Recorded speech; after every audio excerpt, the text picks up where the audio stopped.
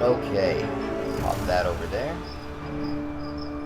I should be good to go.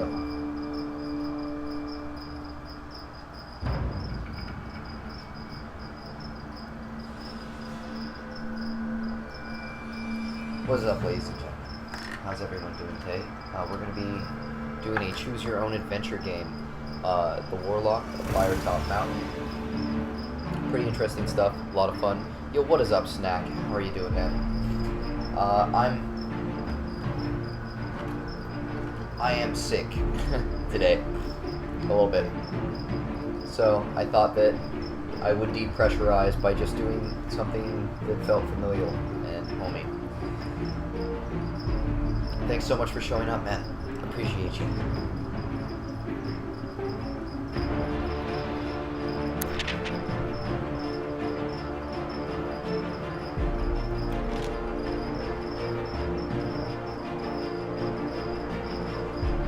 Let's do a new journey.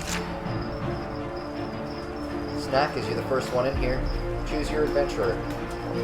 Donika.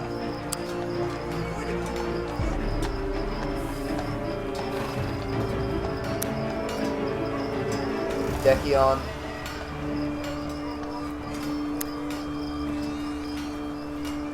Alexandra.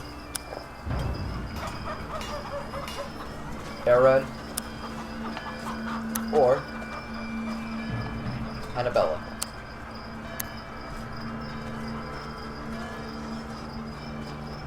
Please, who would you like to undertake this adventure? The first one? You got it. Unika it is. Hey Gus, welcome to the stream, buddy. We're gonna have a really casual kind of stream. I usually get really small audiences when I do anything not Smash related. I would probably kill for 20 to even 30 people on the highest end, but this is cool because it'll give us a chance to do something personal and just hang out one-on-one with, you know, you guys and me. Well, close to one-on-one, I mean. I'm doing pretty good. I'm sick right now, but I'll be alright.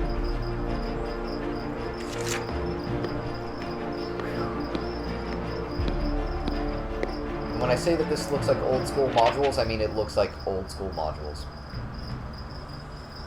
Aether Spike, welcome to the channel, dude. Glad to have you. This is the Warlock of Firetop Mountain. It is essentially a D&D module of sorts. It's not literally Dungeons & Dragons, so different mechanics.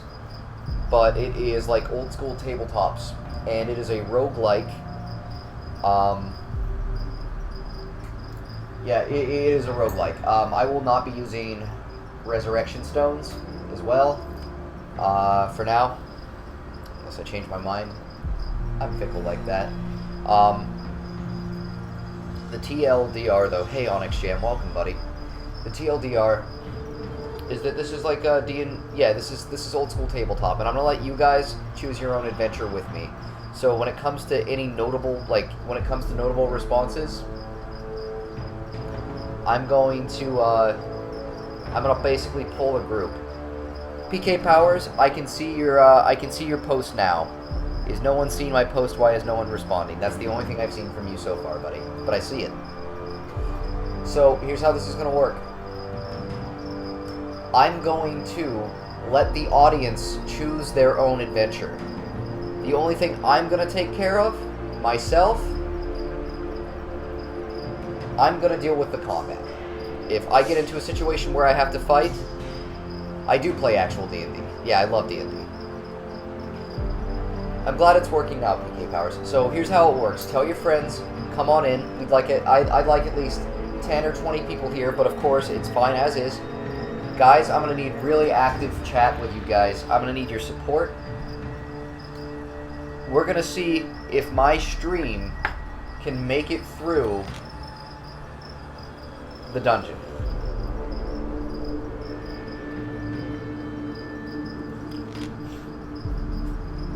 Research and rumors have brought you here due to the promise of unique magical treasures. You mainly seek the Amulet of Ashra, a powerful artifact that offers protection and good fortune to those who keep the memory of the old gods. The amulet was prized by one known as Cosbin Minimi, a master of fire elementals who wanted to use the magical rubies set into jewelry for some evil arcane acts. You have tracked him to the mountain where he is now in the service of the evil warlock.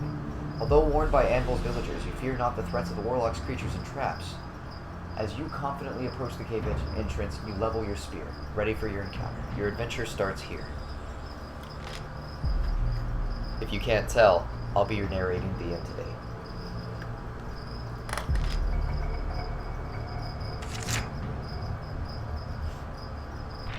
So this is our map. This is what it looks like to move around. You see dark, slimy walls with pools of water on the stone floor in front of you. The air is cold and dank. Hearing faint scurrying to the east, you light your lantern. I will not be reading out the character's thoughts. Step warily into the blackness is our only choice for now. What is up, Hatred the Gamer? Hey guys. I'm happy to talk about Smash, PK Powers. That's actually what I'm here to do today, is just chill and hang out with you guys and run some modules with you. And as for that, yes, I am headed to Texas for 2 weeks at the end of this month, PK Powers, and I'm super excited. You stand in a dark, slimy cave entrance. You must approach the fork ahead.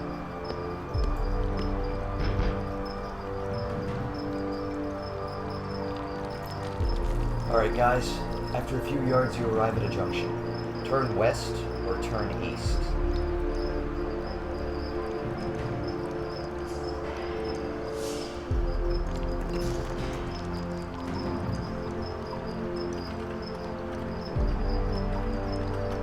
Can I get 1s for turn west? Can I get 2s for turn east? I will be streaming for a while.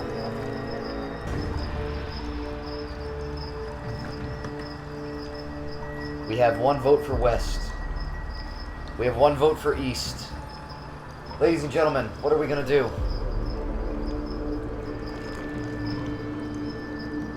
West or east?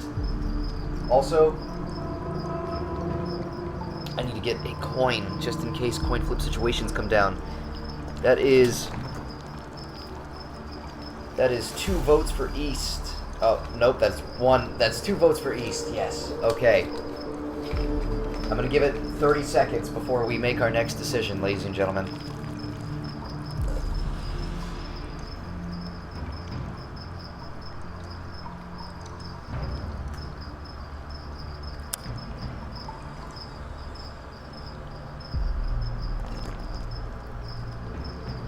Looks like we're going east. Alright. I'm gonna turn east here, and then I'm gonna read the bio of the hero so you can have a better understanding of the character and what they do, okay? Lunica is a keen explorer, especially the bustling cities that she had previously thought were only legend. Every new person, place, or object is thoroughly questioned, explored, or examined. Before she rushes on to an exciting new discovery, her endless enthusiasm can be tiring for her companions, who take their civilized surroundings for granted. She tends to keep a memento of each new location she visits, keeping them in her pack or hanging them from her armor. She collects trinkets. She has a keen eye and she's very dexterous. Alright. We turn east.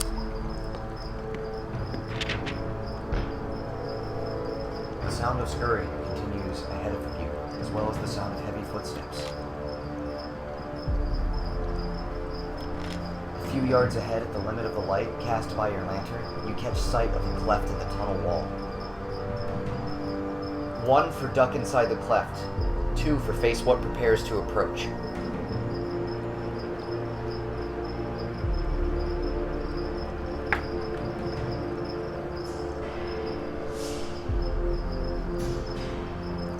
I actually am really glad that I'm doing this. I think that this is a cool idea. I haven't had the chance to interact with my audience like this so frequently before, and this could be really fun.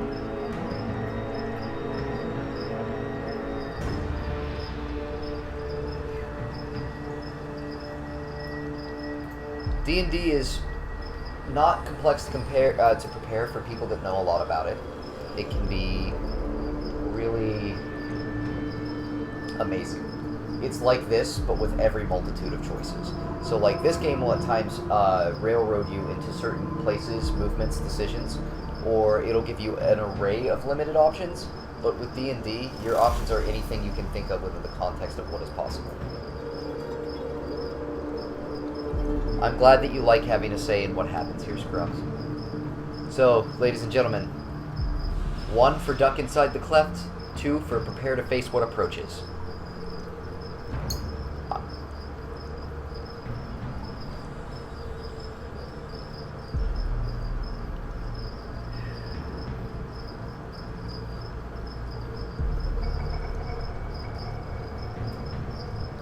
Chazra, hey, that is the exact kind of person I would want to show up to my stream today. What is up, Rich? How are you doing, buddy? Looks like we're going to face it head on, so the only thing I'll be doing is doing my best to combat what I fight. Alright, looks like we're going to fight what approaches. None of that cowardly hiding shit. Coming towards you along the passageway are 2 ugly green-skinned orcs. You have disturbed an orc patrol. They unsheath their weapons and arm themselves. Prepare to fight. What is up, evil pork chops? How are you doing, buddy?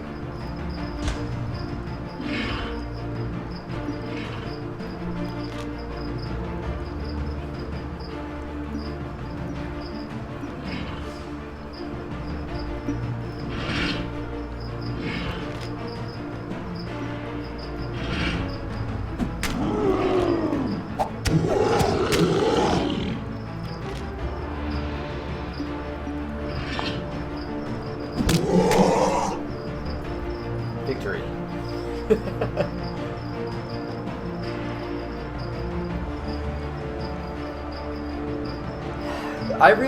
You know what I really miss, Rich? I really miss our D&D campaigns.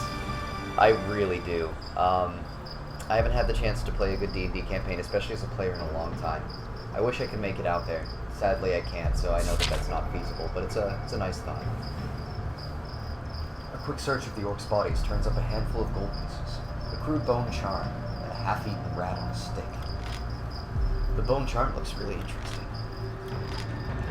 Take the orc's bone charm. Normally, it gives you a choice. This is the fun part. So, like, there are many different ways it plays out, and every character also plays out the adventure differently. Normally, you have a choice whether or not you take the charm. I guess because this is this character's personality, you mandatorily have to take the charm. She just, there's no other choice. She would always take the charm. That's hilarious. You pocket the bone charm, trying not to retch as you get close to the orc's stinking corpse. Perhaps it will be useful later. Cautiously, you make your way further down the dank tunnel. We're going to continue down the path that's been directed. Your healer video's in from Colorado? Well, maybe I could join something like that then, Rich. I would actually be really pleased as punch. PK Powers, I'll definitely be hitting up all kinds of weeklies, buddy. Absolutely. What's up, Emmanuel? Thank you for joining me today. The passage soon comes to an end at the solid-looking door. Trying to open it, the door refuses to budge. You listen at the door, but you hear nothing. The amulet I seek is unlikely to be in this part of Firetop Mountain. Maybe I should leave this door. Do we charge the door down? That's 1. 2, attempt to kick the door down instead. Or 3, turn back and return to the original junction.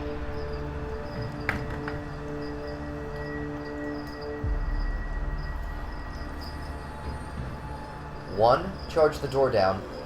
2, attempt to kick the door down instead. 3, turn back and return to the original junction.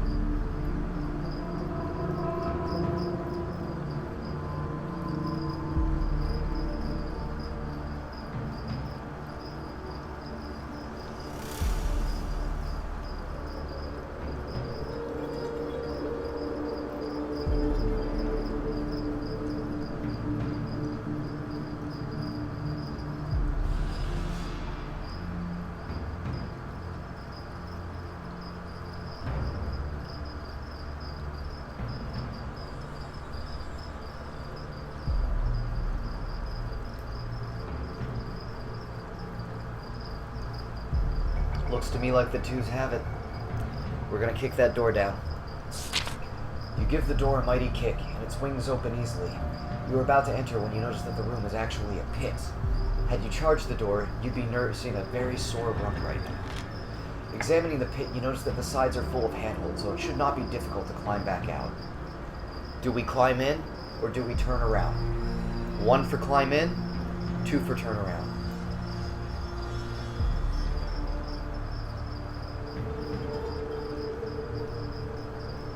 This will take some time.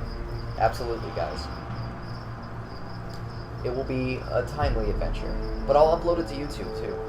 And as a side note, I think this will be fun. I want to see how far the party makes it, what choices happen here. We're climbing into the pit, ladies and gentlemen. You glance around the vile pit. Do we enter the left or the right? That's going to be a 3 for left and a 4 for right. This is how we'll differentiate commands when things come too quickly. So can I get a 3 for enter the cave to the left, or a 4 to enter the cave to the right?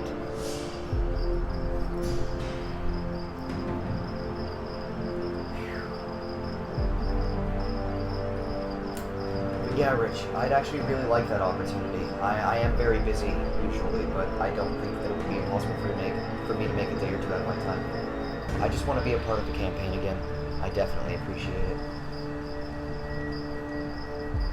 Alright, 4 it is. Here's the way we're going to do it from here forward. My first... Either I will wait 1 minute, or I will take the first 4 responses that correlate.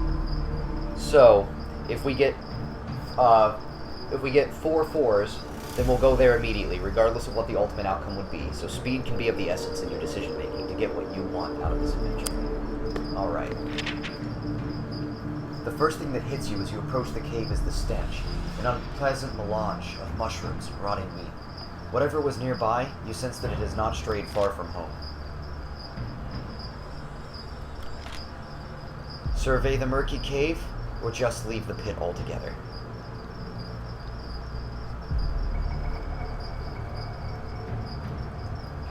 One for survey the murky cave, 2 for leave the pit altogether.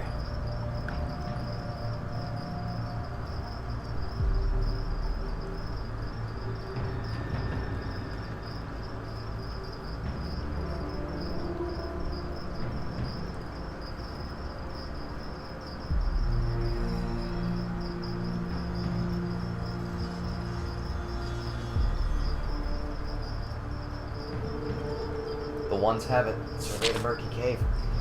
As you peer deeper into the gloomy cave, you realize that the unpleasant melange of mushrooms and rotting meat can only mean one thing. This is the lair of the slime beast. The snarling, toad-like creature leaps at you with its taloned arms. However, your knowledge of this creature gives you the upper hand, and you thrust your spear into the beast's underbelly as it is exposed. It is mortally wounded and slumps to the floor, dead with a final, hideous, burgling croak. You know what's weird? I've been here before with other characters too. That normally you have to fight it. So I guess the spear is just such a useful tool here. With the slime beast dead, you wipe the disgusting ichor that passes for their blood from your weapon and investigate the room. Apart from sticky pools of acidic slime and various mounds of other, altogether more unpleasant material, there is nothing of interest here. Investigate the other cave, or leave the pit altogether. 3 for investigate the other cave, 4 to leave the pit.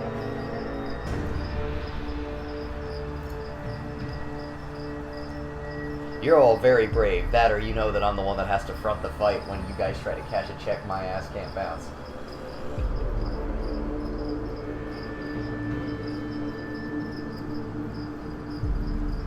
Alright. The 3s have it. You enter a small cave with slime dripping from its rough rock walls. A sickly sweet smell assaults your senses as you enter. It's the smell of rotting meat, the remains of rats, and even a half-eaten goblet lying in one corner. In another is a large joint of meat. Looks like whatever is using this place is a larder. He's saving this choice haunch of giant aardwolf for later.